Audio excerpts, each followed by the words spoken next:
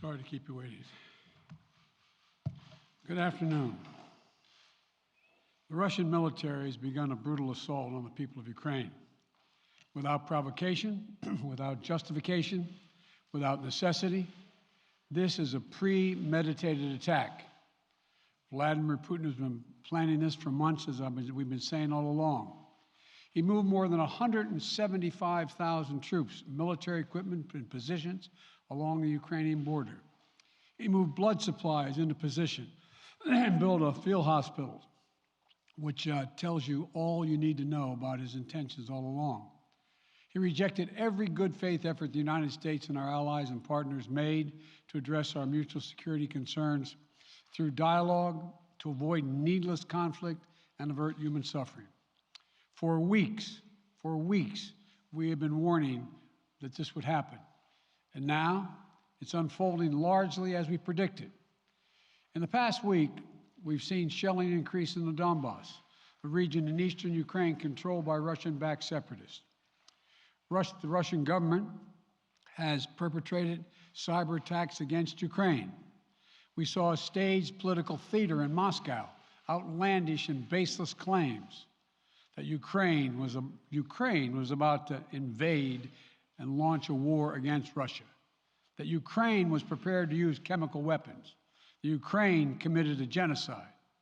Without any evidence, we saw a flagrant violation of international law in attempting to unilaterally create two new so-called republics on sovereign Ukrainian territory. And at the very moment that the United Nations Security Council was meeting to stand up for Ukraine's sovereignty, to stave off invasion, Putin declared his war. Within moments, missile strikes began to fall on historic cities across Ukraine. Then came the air raids, followed by tanks and troops rolling in. We've been transparent with the world. We've shared declassified evidence about Russia's plans and cyber attacks and false pretexts so that there could be no confusion or cover-up about what Putin was doing. Putin is the aggressor. Putin chose this war, and now he and his country will bear the consequences. Today, I'm authorizing additional strong sanctions and new limitations on what can be exported to Russia. This is going to impose severe cost on the Russian economy, both immediately and over time. We have purposely designed these sanctions to maximize the long-term impact on Russia and to minimize the impact on the United States and our allies. And I want to be clear, the United States is not doing this alone. For months, we've been building a coalition of partners representing well more than half the global economy. 27 members of the European Union, including France, Germany, Italy, as well as the United Kingdom, Canada, Japan, Australia, New Zealand, and many others, to amplify the joint impact of our response. I just spoke with the G7 leaders this morning, and we're in full and total agreement. We will limit Russia's ability to do business in dollars, euros, pounds, and yen to be part of the global economy.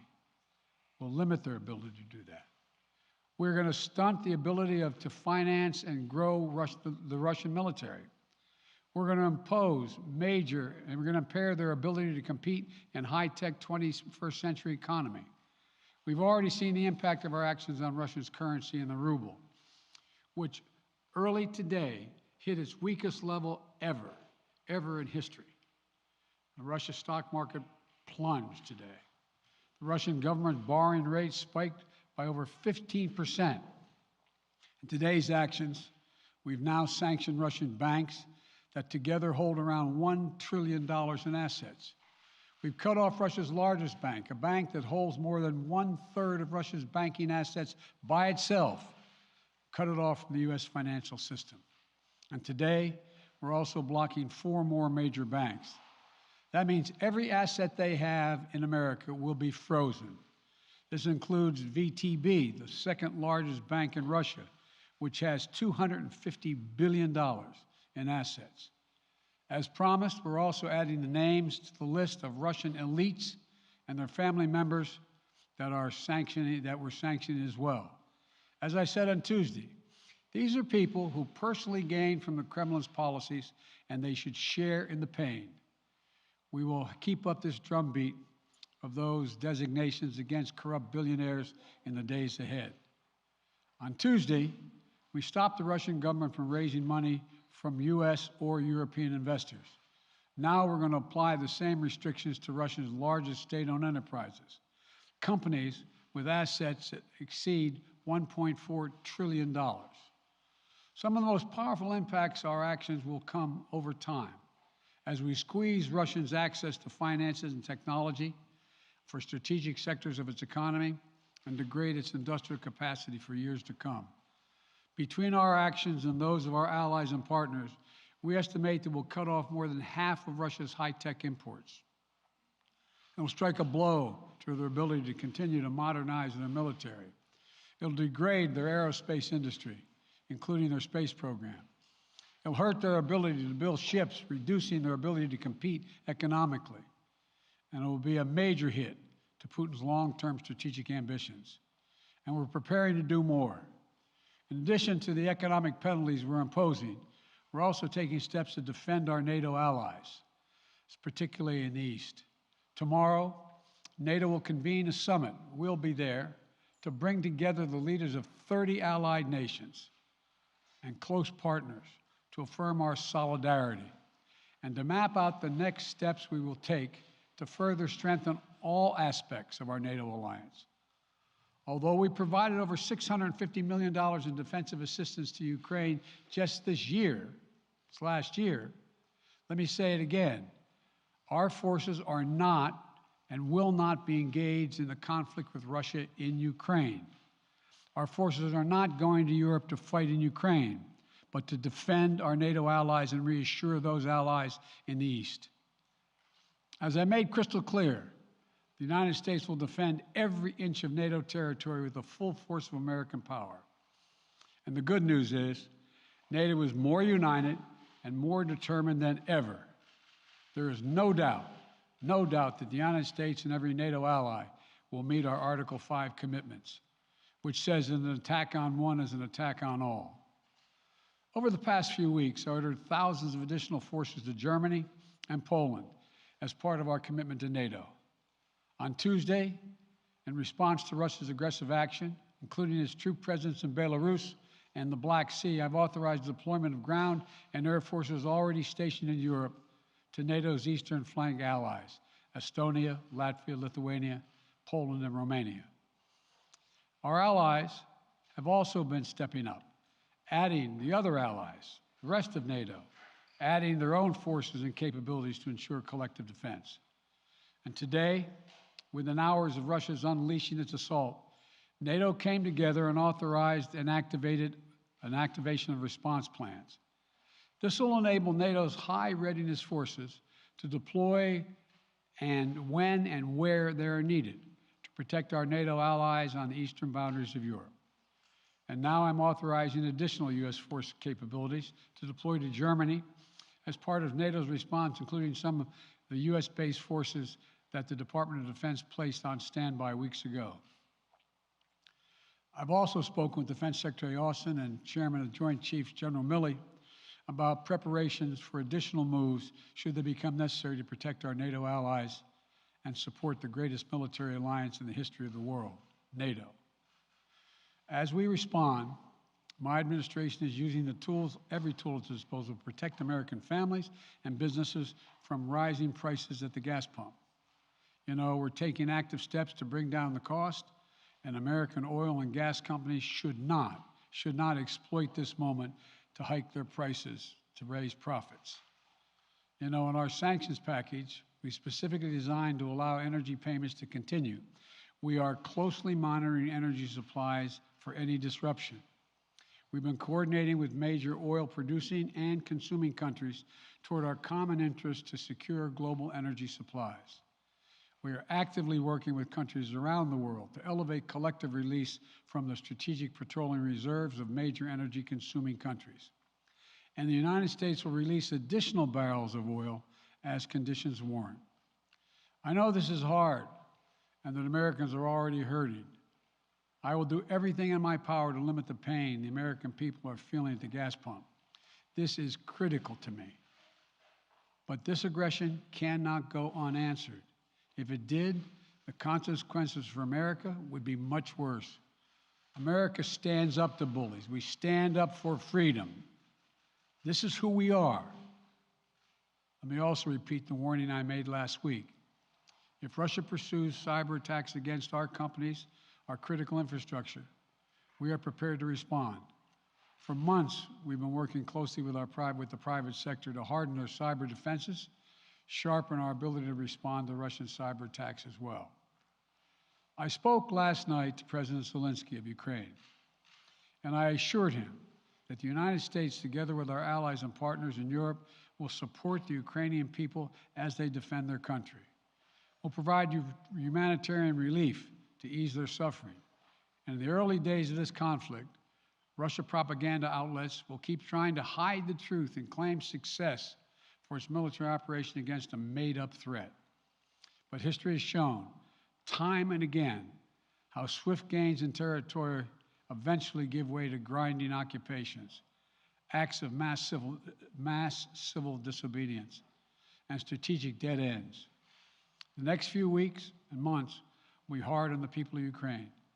Putin has unleashed a great pain on them, but the Ukrainian people have known 30 years of independence.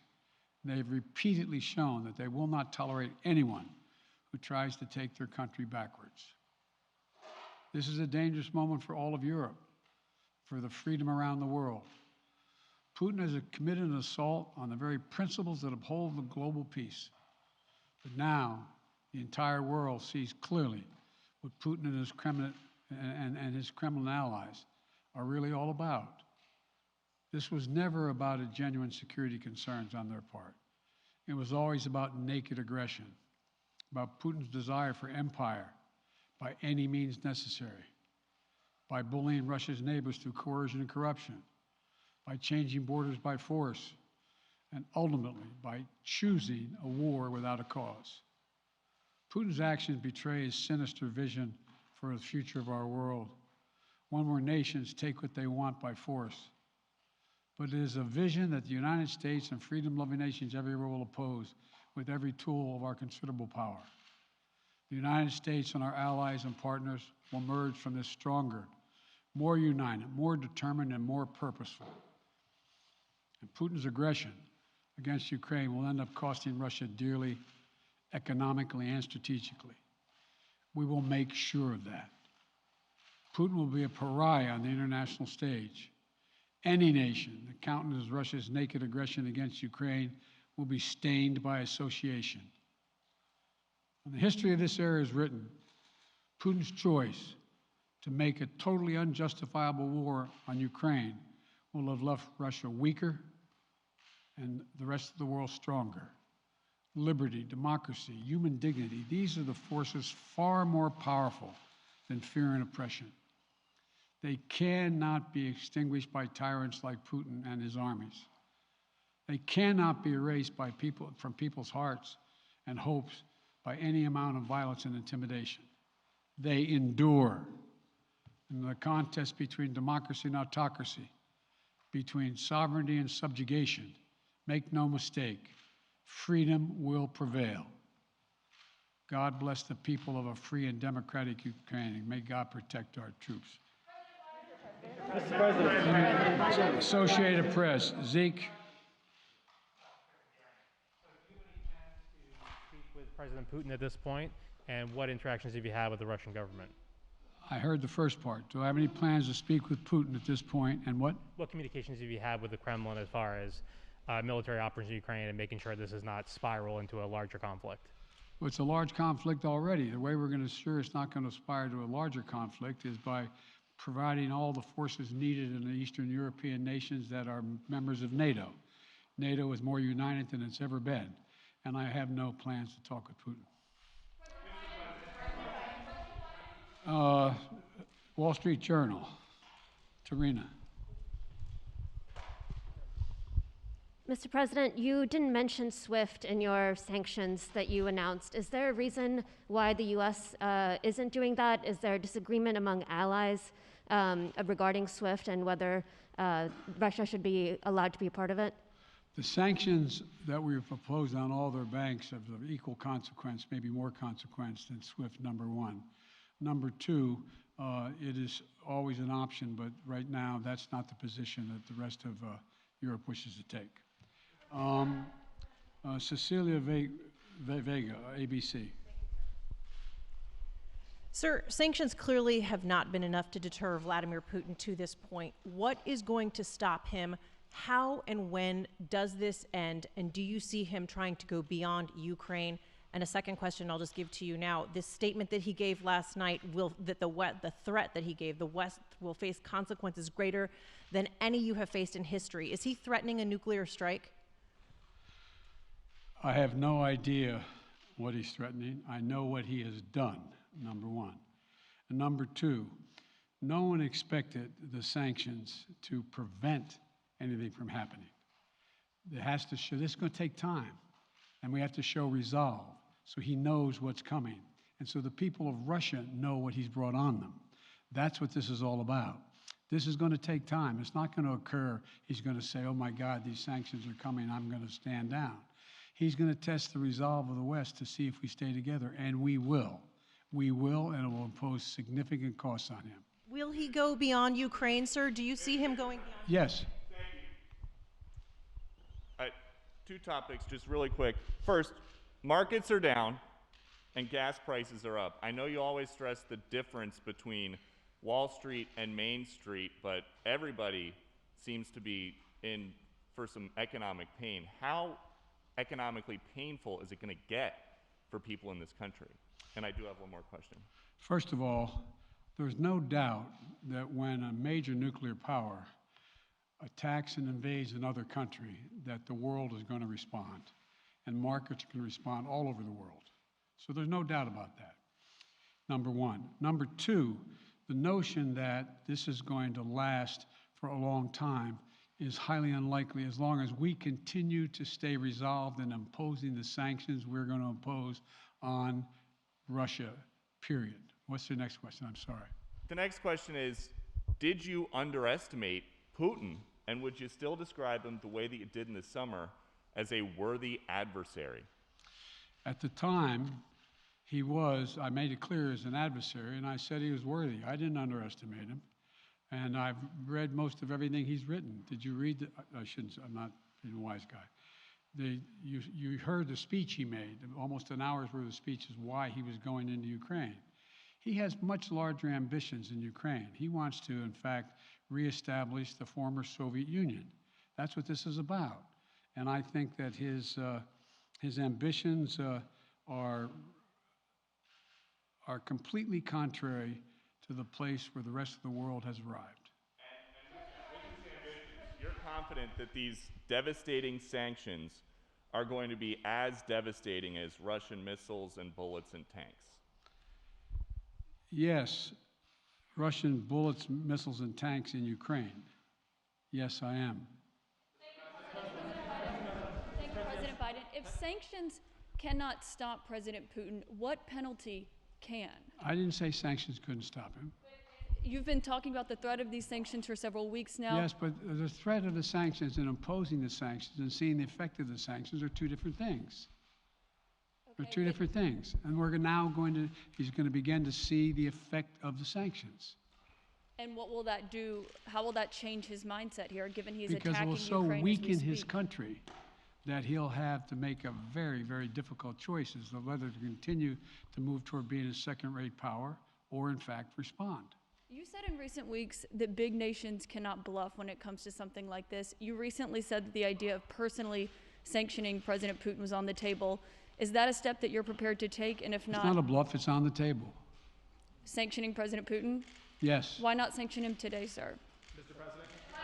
Why not sanction him today, sir? Mr. President, if I can, you detailed some severe and swift new sanctions today and said the impact it will have over time. But given the full-scale invasion, given that you're not pursuing disconnecting Russia from what's called SWIFT, the international banking system, or other sanctions at your disposal. Respectfully, sir, what more are you waiting for? Specifically, with the sanctions we've imposed exceed SWIFT. The sanctions we imposed exceed anything that's ever been done. The sanctions we imposed have generated 2/3 of the world joining us. They are profound sanctions. Let's have a conversation in another month or so to see if they're working. Yes. Can I ask you about Zelensky? Sir, you spoke to Vladimir Zelensky yesterday, sir? What's the risk that we are watching the beginning of another Cold War, and is there now a complete rupture in U.S. and Russian relations? There is a complete rupture right now in U.S.-Russian relations if they continue on this path that they're on. And in terms of a Cold War, that depends. You have the vast majority of the rest of the world in total opposition to what he's doing, from Asia to South America to Europe to around the world. And so it's going to be a cold day for Russia. The idea, you don't see a whole lot of people coming to his defense. And are you, if I could follow up, sir, are you urging China to help isolate Russia? Are you urging China to help isolate Russia? I'm not prepared to comment on that at the moment.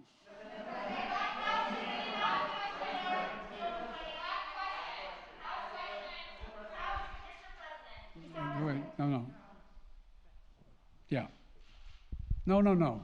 He's had his hand up a long time. Thank you, Mr. President. How concerned are you that Putin wants to go beyond Ukraine into other countries, and the U.S. will have to get involved if he moves into NATO countries? Well, if he did move into NATO countries, he will be involved. We will be involved. The only thing that I'm convinced of is if we don't stop now, he'll be emboldened. If we don't move against him now with these significant sanctions, he will be emboldened. And look, you know, well, anyway. And can you talk anything more about your conversation? Mr. President. Why